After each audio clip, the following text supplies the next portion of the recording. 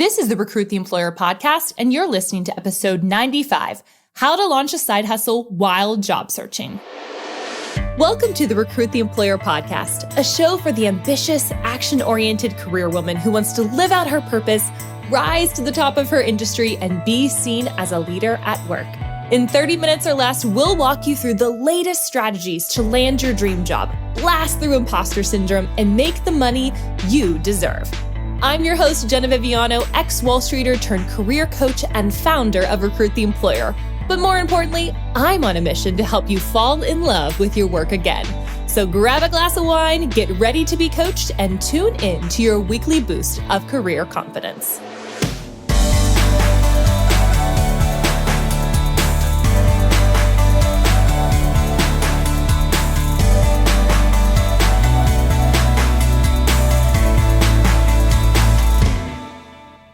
Hello, friends, and welcome back to Recruit the Employer. It is my great privilege today to invite a guest. We actually have an on-air coaching call. So you're actually going to see a little bit of my coaching style. You're going to get to experience some people that are in the Recruit the Employer program that are interested in some, what they're struggling with, some things that you probably are struggling with as well. And this client of mine who is in the Recruit the Employer program looking to switch jobs also has this nagging feeling that perhaps she wants to start some entrepreneurial venture while she is job searching. So in this episode, you're going to hear me coach her through how to figure out what exactly she wants to do, why she's struggling to actually launch it, some very practical step-by-step action steps that she can take to launch her side hustle while she is still job searching, while she is interested in having a corporate career. This is going to be really great for those people that are interested in learning about launching their own business, what that actually takes, what they should be looking out for.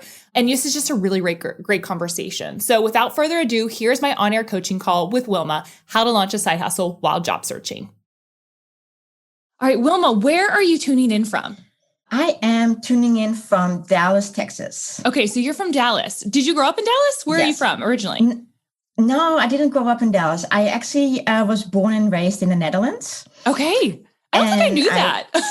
Yeah. Yeah, and then I came to Texas in 1996 and lived in Houston till 1999 and then moved up to the Dallas area. You know what? I love Dallas. I think Dallas is a really cool city. I actually looked at it when I was leaving New York and I was like, okay, maybe I want to move to Austin. Maybe I want to move to Dallas. I never really had interest in Houston. I'm going to be perfectly honest with you. Yes. Yeah. No interest in there, but Dallas is a really, really cool city. I love that. I love that you're from there.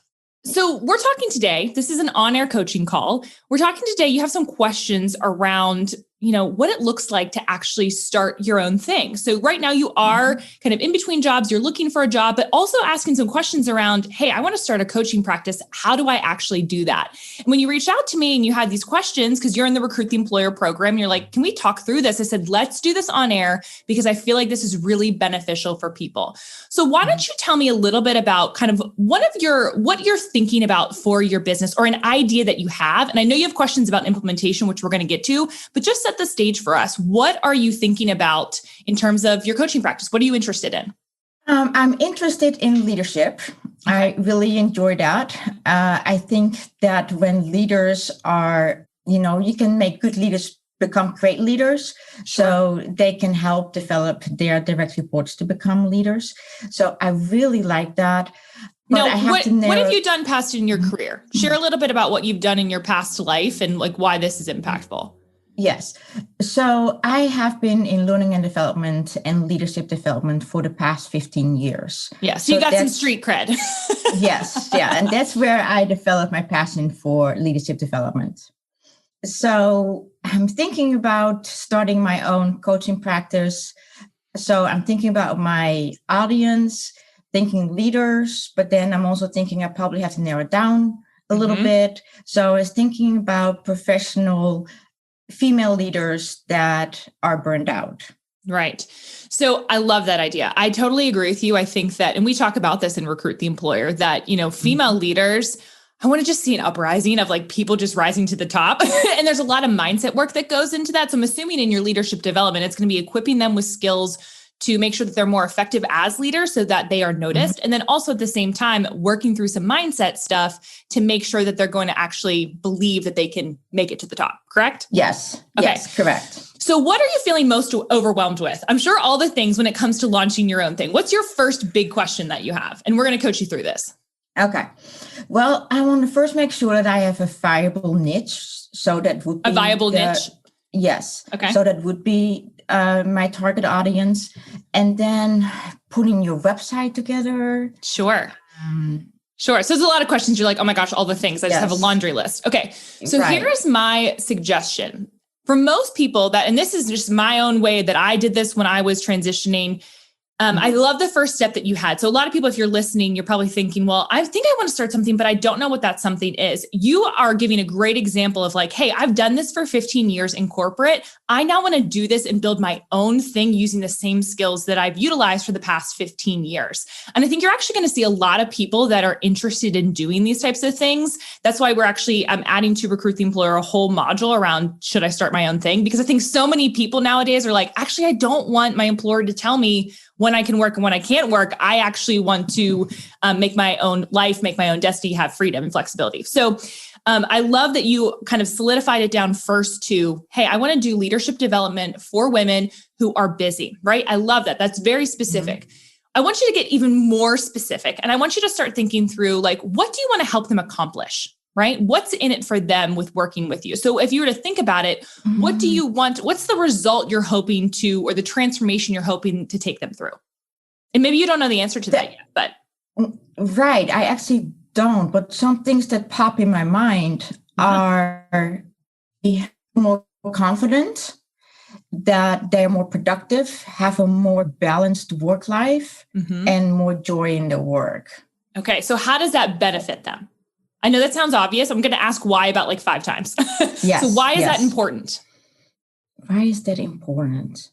So that's such a good question. Yeah. And I think this is for everybody, that if you're thinking about launching your own thing, asking the why is it important? It's really like you're on the right track, thinking through, let's make ideal customer. I need to be very niche down. I love that. That's super smart. However, you got to take it a step further and think about what's the transformation I'm hoping to take them through. Because when we're talking about coaching or consulting, it's not like coaching is kind of an ambiguous thing, right? I experience this a lot. It's kind of hard to determine a return on an investment. And so you have to show the person what type of transformation you're going to carry them through.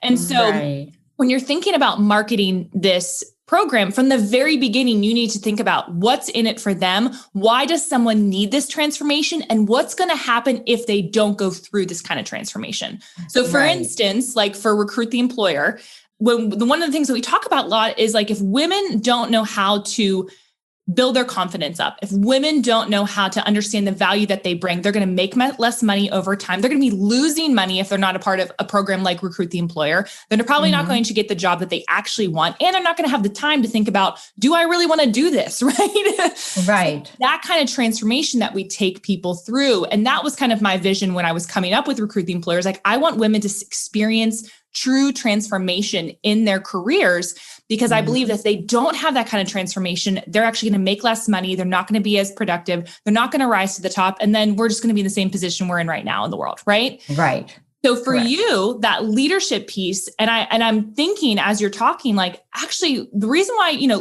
we women need leadership development is so that they can get the promotion, so that they can feel more at peace at work, right? That's the result they're looking for. They're looking for the accolade. They're looking to be celebrated. They're looking to get promoted. They're looking to make more money, and they're looking to create boundaries at work, is my assumption, right? Oh, yes, because those are the benefits, and that's the benefits. That's what they're going to buy. Yeah, they're going to buy the benefits. Not going to buy you can say, we include 15 modules in this, and you get 6 coaching calls.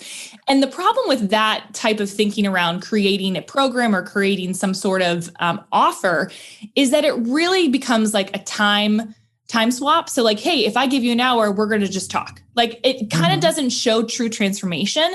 So my advice to anyone that's listening, that's thinking about starting their own coaching thing or thinking about starting their own consulting practice is first think about who your ideal audience is, get really specific about who they are, what they care about, Like, what do they watch on television? Like, I mean, get really specific, right? What do they watch on television? Where do they live? Where do they spend a lot of time? What do they read? What do they listen to? And then you got to drill down and think, okay, what type of problem do they have? And how am I going to be the solution to that problem? Does that make sense? Yes, it does. Okay. So once you've figured that out, let's talk a little bit about your ideal woman. When you're thinking about these female leaders, like, where do they live? Let's just start there. Where do you think they live typically? In bigger cities. Bigger cities. Okay. And what do you think, how much money do you think they make? I know we don't like talk about money, but we need to talk about money as ladies. Right. 150,000 and between 150 and 250. Okay. And what's their title? Let's say, for instance. Well, that kind of depends how large the company that they're in, but let's say director level, VP level. Right. Director level or VP level. Love it. Mm-hmm. What do you think they like to do outside of the office? Well, actually, do they have time to do something outside of the office? Do they have time? True. That's a good point. Like, hey, that could be part of your marketing messaging. Like, hey, are you tired of not having time to do the things you like to do outside of the office? Right. Yes. Yeah. So this is part of the unraveling and uncovering and figuring out who your customer is and who your client is before you even get to the part, because we were talking before this, Jenna, how do I create a whole program? Well, you don't need to worry about the whole program until you understand exactly who your client is, right? Yes, you're right. And so you got to figure that part out first, because if you don't figure that out, you're not going to know how to direct your marketing messaging. You're not going to know who you're speaking to, and you really need to be speaking to one person. Yeah, exactly. And that's exactly the reason why I have not started my website yet. Okay, so let's talk about websites for a second. I don't think you need a website first. Now, I love my website. I love my website designer. I love my templates that my website designer offers. Yeah, Elizabeth McCravey, cool. Check her out. She's amazing. But I actually do not think that's the first step. And here is why. Number one, you need to find two people that you are willing to, that would be willing to do a beta with you, right? So what that means is like you trying out your methodology with a one-on-one client. Yeah. Do that first for free, or you could say, I go back and forth on whether you should do that for free or if you should offer it for like a discounted price. One, to show that, hey, people are willing to pay for this. And two, it's so that like, hey, we can validate that offer, right? Right. So and you get some money in the door. But if you feel comfortable and you're able to do that, I would say pick two people and say, you know, if you find transformation, if you really enjoy working together, my only request for payment would be a testimonial that I can eventually put on my website. Right? Yes. You need, so we need two people first because here's what people do. They think that, oh gosh, I need to get my website done before a client wants to come to me. No, you can just start working word of mouth first. True. You can use the networking tools you're learning to recruit the employer to get a couple of people. And if you're listening to this and you're like, hey, Wilma, I want to learn more about what your process is or how you're going to coach through this. I would love to be one of your guinea pigs in this.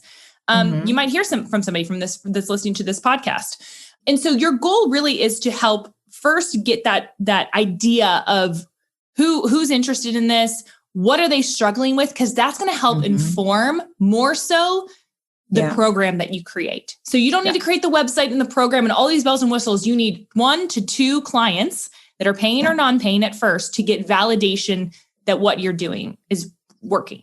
Right? It's helping. Yes. Any questions on that? No, I think actually that is a really good recommendation because I was really thinking I needed to have my website first.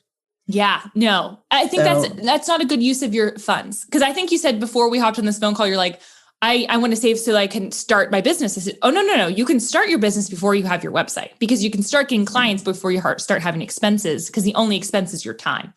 Yes. Do not overcomplicate it. When you're first starting out, it does not need to be some big operation. When I first started out, my first client was somebody where I asked a friend, said, hey, I'm looking to do resume reviews. I'll do this person's for free if they recommend somebody else to me. Right. And so that's how I started. And then I got my first client who was paying me, I think it was $100 an hour, which was, and I was just I was learning how to coach really well. Now that might be a lot. People were like, oh my gosh, $100 for your first time. But I wanted to see, hey, could I do this? Could I help this person transform? And then over time with practice, I started to realize, oh, most of my ideal clients are actually this way. So when I first started out, I was like, trying to, serve everybody, which is a really bad idea, as you already have mentioned. And at first I thought I wanted to help millennials. And then I realized, actually, I really didn't want to help millennials. I really wanted to help these more senior level women. And over time that my ideal customer kind of refined as I saw what I was good at and what I enjoyed doing. And so for you, I actually think one-on-one coaching is really helpful at first, because it gives you an idea as the coach, what am I good at? What are the blocks that a lot of people are having? Because you'll start to realize, gosh, everybody struggles with the same thing, no matter what industry they're in. And then you can narrow down your niche more. You can narrow down your niche more, and you can develop your program better. So Recruit the Employer was birthed out of doing hundreds. Now, I'm not suggesting you do this, but hundreds of people, literally, and them all having the same issues. And I realized I just need to create a program around this, because it's no matter what industry, unless it's a doctor or sometimes a lawyer. But if you're a doctor, if you're working for a law firm, it's probably not the same system. But if you're anybody that's in corporate America, the system works whether you are a product manager or you're a director of marketing. And you'll start to realize this for yourself, right? You'll start to realize, gosh, okay, now I'm understanding what people need, and I'm actually able to serve that need. Does that make sense? Yeah, that makes sense. So what are some other questions that you have around starting? So one, you've already decided, okay, I have a general idea of my niche. I probably need to deep dive on that a little bit. Two, I need to start to see okay, what's really are the needs once I start coaching with people? Okay, I need 2 people to coach with. What's the next question that you have? I need to probably have some kind of contract or some kind of paperwork that they would need to complete. Yeah. I can probably find it somewhere on a coaching. So it's a couple suggestions. There's one place called the Contract Shop, which is a great place to find contracts. LegalZoom also is totally fine to start off with. LegalZoom has a lot of contracts that are you can very much use. And they're not super expensive. But yeah, I would agree that that's the only thing that you really need to be concerned about in terms of legality reasons. When you're starting, you don't have to worry about incorporating at first or, creating, registering. When you start making some money, then you got to, because you have to pay your taxes and all that fun jazzy stuff. But when you're first starting out and just trying to see, does this work? You don't have to worry about all those different bells and whistles. Contract, I think, is important though. Yeah. So my other question would be, okay, I'm looking for a job right now. So do I need to, am I starting my coaching practice while I'm working, or do I need to save more money? How long will it take till I have enough clients? Sure. So I think it's a couple of different things. So I think for you, for instance, I think part of it is still looking and searching for a job, because it sounds like you want that option, correct? Or am I wrong? Let's talk through that, I guess. Do you want to go back to work? Okay. I actually do. Okay. Yes. So you want to do this, and you just want to do this on the side because you want that kind of safety net. You want an extra stream of income. Yes. And what I got from your program is that I kind of identified my niche of what I want to do for work. Okay. In corporate America, which is also working with leadership and coaching. So I love that you figured that out. That's amazing. Yeah. I really, your program has really helped me in a lot of different ways. Oh, that's good. In what way? I'd love to hear that a little bit, actually. Yeah. It's encouraging for us. Sure. Well, I think my LinkedIn profile is a lot better. It looks really good. My cover letter is structured a lot better, and it's easier to write now. And then my resume and a template looks really good. And then the other part that has really helped is how to prepare for your interview. Yeah, the confidence factor. The confidence factor. And also the type of questions and how to answer them. You give some examples of those that really have helped as well. Yeah. And then the networking part. So actually basically everything. I love it. But I think what's awesome about that is and I think this should be an encouragement to a lot of people that you can still be looking for a job and still have a dream that's outside of your 9-to-5 work. I mean, I just encourage that for people in general. The world that we're living in, it's really uncertain. I mean, it's always been uncertain. Let's be real. Certainty is kind of like not a real concept, right? It's just an idea. It's not actually true. However, we felt that uncertainty this year. And I think it's really wise. It's really wise for people to think about other streams of income. And part of that can be building your own thing. I love that you're exploring this and you're trying to do that. So you're going back to your question, and I appreciate you for sharing kind of your feedback on Recruit the Employer and how it's impacting. Yeah. Can I say one more thing? Oh my gosh, please. Actually, my husband had an interview this morning and I was coaching him. Spread it. I love it. Hi there, friends. Jenna here again. Let me guess. If you're listening to this podcast, you're probably not looking for any job. You're looking for the right job. And the right job is not at your current company. You're tired of feeling underpaid, overworked, and like your career is in the hands of the employer. You're ready to make some moves, but you're overwhelmed by all of the options, don't know how to sell yourself, and have a nagging feeling that your lack of confidence is keeping you from success, not to mention negotiating the amount you're worth. If this sounds like you and you're a mid to senior level career woman who makes over $100,000, we have the 5-step solution just for you.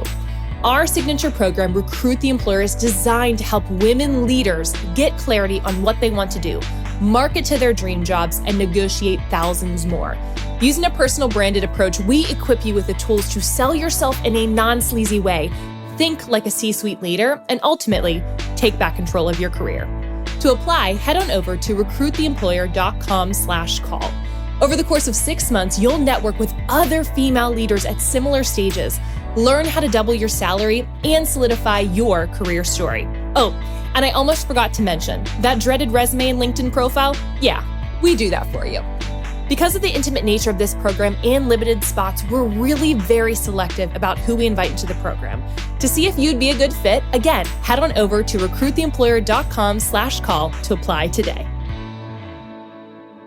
So I would say that for you in general, to be thinking about, yes, should you still be looking for a job? Yeah, I would say about 50% of your time should be spent doing that. And 50% should be working on this dream. We talk a lot about, especially in Recruit the Employer, I mentioned that, hey, you don't need to work a full 8-hour day on job searching if you're in between jobs. That is going to lead to burnout really fast. And I don't want that for you. Use this time to your advantage and work on some other projects that are fulfilling, that are life-giving, and could potentially lead to more money. So I love that I would encourage you to do both. So with regards to the coaching practice, your question was, how do I know when I will make enough money to surpass what I could have been making in corporate? Right. I think it comes on to a couple of different things. If you are doing a coaching practice and you're working with leaders, you got to make sure that you are not, and this is a big thing I tell a lot of people who are career coaches or leadership coaches or just any kind of business coach. If you're doing coaching, you should go as quickly as possible and run away from, an hour equals this much money. Because what that's going to do is it's going to get people to barter. And that's really frustrating for you as a service provider. And honestly, you're not really getting true transformation. I really stopped doing that personally because I felt like people would want to get their resume and LinkedIn done, for instance. And we still offer that on our, our other coaches that are on our platform will offer kind of a one-off session if it's truly what somebody needs. But I would say about 90% of the time, people really need not just a resume done. And you know this because you went through the program. I actually need to know, what do I want to do? I actually need to boost my confidence again. I actually need the whole system. I don't just need one part of it. And so for you to be to get the most results for people, you are doing them a disservice by only offering a one-off session. Right. But also the benefit of having a program that is more long-term is you can charge a higher price point for that. And so it's an opportunity. And I would say that, and this is a role that I got from another program that I was in. So this is not my role, but their suggestion is that you should create a program that's at 8 weeks at a minimum, and you're meeting on a weekly basis. And you should charge to start off with no less than $2,800. If you're really going to, because the thing about charging more for a program is that the person who is investing in it is more invested. Right? They're more invested. And because I've done this both ways, we've had programs where they're really low cost and we get a lot of people and they're not really invested and they're they forget about it. And then they're actually a pain in the butt clients. I'm going to be totally honest. Yeah. Does that make sense? That makes a lot of sense. Never thought about it that way. Yeah. And so, at the same time, we've had clients that have paid, thousands of dollars to be in our program. And the reason why is because then they're more invested in their own success because they've invested a lot. It's kind of like the idea of put your money where your mouth is. And we do that intentionally because we want people to have results. We want people to have transformation. And there's so much information out there nowadays that if you charge a low price point, it doesn't encourage people actually to implement the work. So it's actually a disservice to offer that to people. That's just what we've experienced over time of doing this. So I would say for you is your job after you do those couple of clients for free and you start to see, okay, here's what I'm seeing. Let me create a program or step-by-step program. And you can model it after Recruit the Employer of like, what are the 5 steps that somebody needs to get from feeling really stuck to get them unstuck and thriving? Yeah. Stuck to unstuck. That is the goal. And that's the pathway. So I don't know if anything comes to mind right now when you're thinking about what are some problems that you see women facing in leadership type roles and how do you want to help them? Well, I think especially with the coronavirus right now, they have working from home, they have a lot more tasks that they have to do. And what I'm thinking is, and what I've been reading is that they expected still to do more than what men are doing. Crazy. And that more women are leaving the workforce right now. Yeah, so I do agree with that. I've seen a lot of that because they're like, I can't homeschool my kids and work a full-time job and be successful at both of those things really well. Right. Because it is hard to work from home when you have kids. You have to be very disciplined and sometimes it's just, nearly impossible to do. So how can we still help them to feel basically from going stuck to unstuck? So let's map through that. What's the stuck feeling? Let's articulate what that is. That I can't do everything at the same time. I can't do everything at the same time. I'm overwhelmed. Can be a mother, can be an employee. Yeah. Right. I'm overwhelmed. I'm stressed out. I feel like I can't get anything done. I feel like I'm failing. That's the feeling. Yes. What does unstuck look like after working with you? Feeling more in control, feeling that they're having an impact, that they are more productive at the end of the day. And then as a leader, that they're able to help their direct reports better because they have to invest more time in their direct reports because they are also dealing with this working from home and they're asking for more time. So ultimately, it really makes them more successful at work. They feel a better sense of accomplishment and they feel like they're not failing at everything. Right. So what would be the coaching points or the steps that you would take them through to get them from that feeling like, gosh, I'm a failure to, oh my gosh, I'm like thriving, I'm killing it. What would you do? Right. What would I do? That's a good question. Yeah. And that's something I think you need to be thinking through of like, what would that thing be?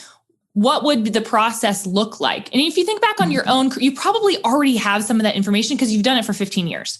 Right. True. So we don't need to reinvent the wheel. And this is what I tell a lot of people who leave corporate and go to launch their own thing that's similar to what they did in corporate. Don't don't overthink it. You have all the tools in your toolkit. It's just a different mode you're going into. Right. So when you think about how you coach women or just leaders in general, it doesn't even have to be women. How did you coach leaders whenever you were in leadership development, or what were the tools that you provided? Walk us through that.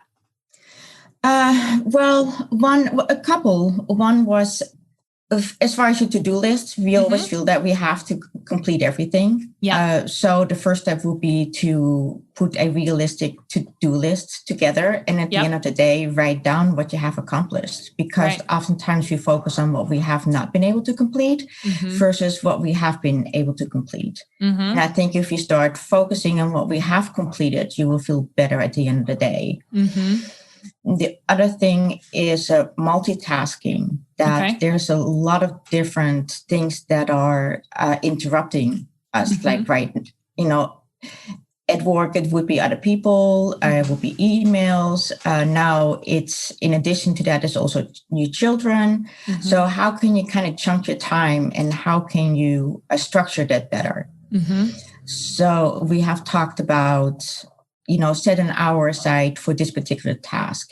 Think about how long it will take and then start working, give yourself a time limit on it. Because I think as women, we also want to, everything to be very perfect, trying, Right. overachieve. So let's be more realistic and, set a time frame and then you're done. Mm-hmm. Because you can look it over like another 20 times, but it doesn't necessarily mean that you're going to improve it. Totally. So it sounds like almost these are a lot of productivity things. Mm-hmm. These are around productivity and time management. Are there any specific skills that you feel like the person needs to learn in order to get from that stuck to unstuck spot? Delegation skills. Mm-hmm. Yeah, that's a big one, I feel like, for a lot of people, not just women, but like delegation and delegating well is really hard because one, it's especially if you have a team and maybe you're a new manager, and maybe that is something that you kind of hone in on a little bit. Again, this is just, I'm throwing an idea out there, is you're working with women who are in leadership roles who make that 150 to 250, but they are leading a team and they need to know how to more effectively lead their team so that they can be home with their family. Maybe that's really what the key is. I actually was going to say that just a little bit differently. Is to spend more time on developing and coaching their direct reports or their leaders. So therefore they would have more time for themselves. Right. And I think that is the key, right? We always need to be thinking about, okay, how does this benefit them? Why would somebody invest to do this? What's it going to mean for them? What's in it for them? And really thinking through that, because it's one thing to say, here's the service. But if we can't say like, here's what you're going to feel afterwards, or here's what it's going to look like afterwards, you have to take the potential client on that journey of where they're at right now, why they're going to stay stuck if they stay here, and then take them through the journey of what it looks like on the other side when they've reached success, when they've passed, pushed past their demons, whatever you want to call it, right? Right. And you got to the other side. Now, the other thing you may want to think about is on one hand, I do think that helping in the leadership development capacity for, one-on-one clients, like women, like we target, right? So we target women that are career changers. The other thing that you may want to consider, you might want to have a B2C, B2B side of your business, is there is a lot of money, as you know, in learning development for thought leaders, right? For thought leaders to come in and do workshops and trainings. And so that would be another thing. Plus there's more money in that. Just to be perfectly honest, it's an easier sell than, now there's a lot of people out there, right? But it is an easier sell for an employer if it's the right fit than it is for somebody that's in a 9-to-5 corporate job who's not used to investing in coaching. And this is something we experience, right? We get a lot of people, and had you invested in career coaching before us? No. Yeah. So like, it's a new thing for a lot of people. They're like, I don't really understand career coaching. I've never invested in my career except for when I was in corporate. I don't really understand this. What's my return on investment? So it's a little bit, I will say it's a little bit harder of a sell just because you have to almost have an entrepreneurial mindseted person. Yes. Who's willing to put in the work, right? Yes. That's why we're adding this entrepreneurial thing to our module, to our course, because I'm like, I get so many entrepreneurial minded women in my program because those are the women that actually invest in themselves. So I'm just throwing, that's just some piece of advice that we have learned over the years. And those women that have that entrepreneurial mindset do have a growth mindset. And those are the great women that you do want to work with. Yes. Yeah. So here's a couple of suggestions that I have, and I want to make sure that we wrap us up. Okay. Number one is, just to recap, I would definitely recommend deep diving and thinking about, who is my person? What does that person look like? What do they care about? What are they doing outside of the office? So they can really almost get in the mind of that client, right? Similar to how we talk and Recruit the Employer about getting the mindset of the interviewer. So you really understand like what's in it for them. Like, are you going to make them money, save them money, make their lives easier, whatever. Same thing holds true for if you are having a business. So we first want to think about that. The second thing is we want to get, beta test. We want to see like what works, what's not working. What are some data points? What are some things some people are struggling with that I can create a program out of? And then we start to create the program, and then we worry about website, all that other stuff. So we got to do all these steps first before we worried about a website. Website seems like the first problem. It is the last problem. Yes. Does that help? Yes, that helps a lot. Yes, because that actually got me unstuck. Good. I love that. So any final last questions that you have? I'm thinking, no, this is really one of the most important things for me. Like it was almost like I used it as a procrastination. You used it as procrastination? Yeah, probably. Okay. Okay, that, why? Get the website first, because it's a big step to start your own business. So I was thinking, okay, let's get the website first. Well, don't have all the information yet. So, well, that's okay. I will, I'll just wait for a little bit till I have that information. And then we never get anything done. Exactly. Yeah. I relate to that. Like, we have some things in my business where I'm like, oh, I just got to get that stuff. No, I just got to do it. I just got to do it. And that doesn't have to be the first thing, right? There's been hundreds of years of people, in business and commerce without the internet. So we can do this without the internet at first. Right. Yeah. And it keeps me from, thinking that I have to be perfect in order to start. No. So start messy. You just have to start. It does not have to be perfect. And that's why I also recommend for people that are feeling nervous about, like, I don't want to charge somebody if I don't have any experience actually doing this. So first, I just want to remind you have 15 years of experience doing something, right? So that is you're not starting at ground zero when you launch into your own thing. You're starting with those 15 years of experience. So I just want to remind you of that. That's a thing I think a lot of people struggle with, of like, oh gosh, I don't want to charge my first client. I'm like, you've been doing it for 15 years. Why not? Like, you know what you're doing. So you gotta remind yourself, if you create the structure for yourself, we talk a lot about structure and Recruit the Employer. You create a structure for yourself. It's a lot easier to go to market and feel confident about what you're offering. When I first started out, I wasn't really confident in what I offered. And then I started to piece it together. And it was kind of like I had a lot of clay. And then I started to build it into something that was beautiful. And then we turned it into Recruit the Employer. And that has been successful for people, as you're experiencing, and other people in the group. And I think it's because I did that work first of really understanding who my market was and working with them one-on-one before I created a program. Yes. Too many business coaches out there are like, just create a course. And I'm like, that's a terrible idea. You don't really know what people need or what they want. It's irresponsible. And there's a lot of people that are doing that. So I don't want you to be that person. You're right. Because I was thinking that first too, but then I was thinking of what am I gonna, design? What are going to be my topics? You just got to talk to somebody first. Talk to another person, talk to another person. And again, the way to incentivize is say, hey, the only thing I'm asking for is a review at the end. The only thing I'm asking for is that you refer me to somebody else. You've had a good experience. And also give me feedback on how I can improve.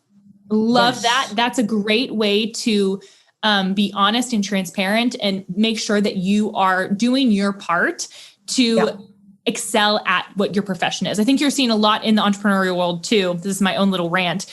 You're seeing a lot of people that are promoting like sell, but aren't teaching coaches how to effectively create a program that produces results. And so you're getting these programs, like I've invested in them, where like they're really good at sales, but then you get in the program, you're like, this is a crappy program. You are not structured with how you're explaining this. You have a messy hair whenever I'm looking at you on camera. Like, what's happening here? This is not professional. This is not excellence. And I really want the entrepreneurial world to step up a little bit more than they are, and not maybe go to like stuffy corporate, but I think we can ask for a level of excellence. And so that's what I'm going to encourage for you as well. Yes. Yeah. Awesome. Yeah. And probably another thing that I'm going to do is ask them what kind of value they got out of the session.